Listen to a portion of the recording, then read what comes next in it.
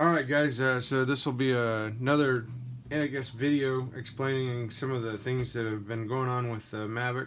And obviously, yesterday, Mel came and visited from 400 AGL, and I thank him very much for coming over and spending some time. He brought his Mavics along. He had his Mavic 2, he had the Mavic Air, and he had a Mavic Pro Platinum.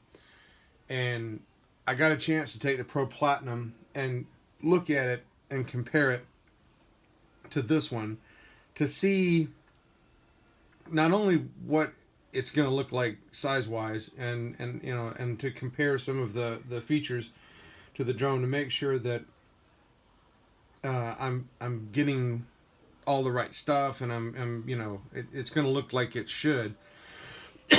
Mel surprised me and provided some funding to assist with the gimbal. And then Steve Carpenter chimed in last night and said that he would cover the remainder. So we have the funding for the gimbal now.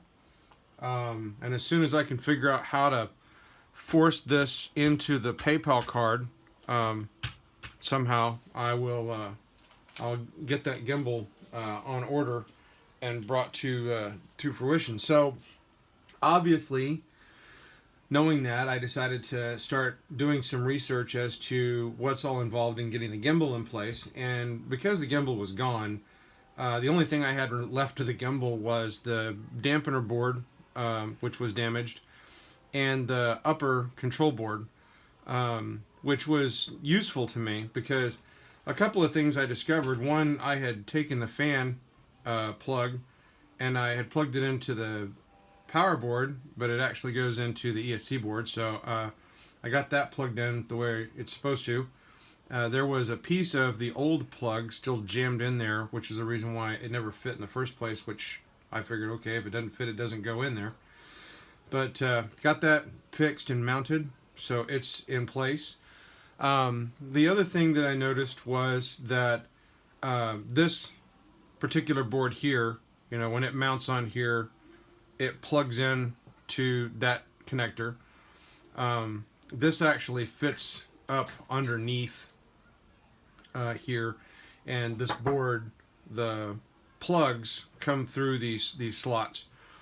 And what was bugging me was I have the connectors for the front two slots right here. They come off the vision sensor, and they plug in right here. But what was bugging me was what the heck plugged in right there. Because when I tore this thing apart and I cleaned off all those things, I don't remember anything connecting there. So I went online, I started watching teardown videos. Finally, I stumbled across what it is, which apparently it's another flat ribbon cable that goes from this board to the bottom PCB board. And it's what basically allows the main controller board to talk to this board to get signal information and to share data back and forth with the camera.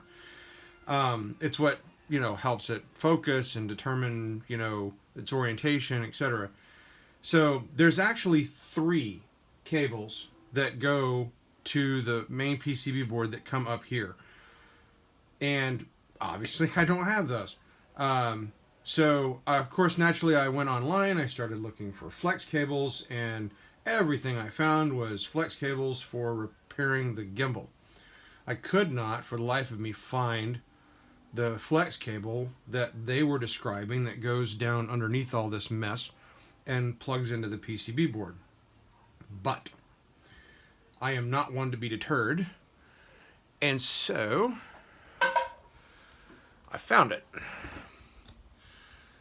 This little guy here on eBay has a package that has all 3 of the cables needed that he's offering for 14 bucks.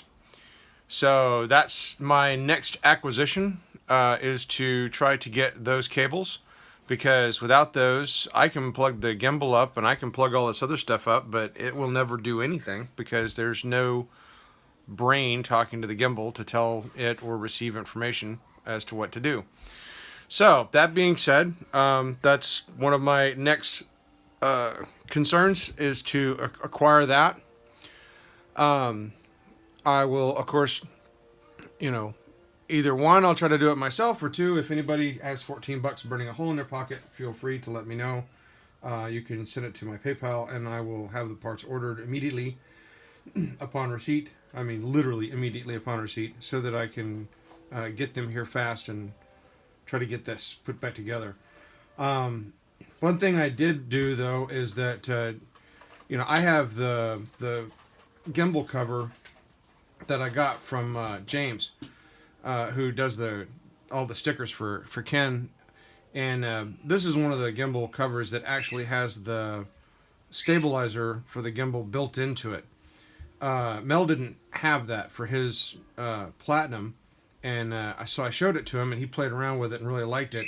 Since James gave me 2 of these, I went ahead and gave the other one that I had to Mel for his Pro Platinum.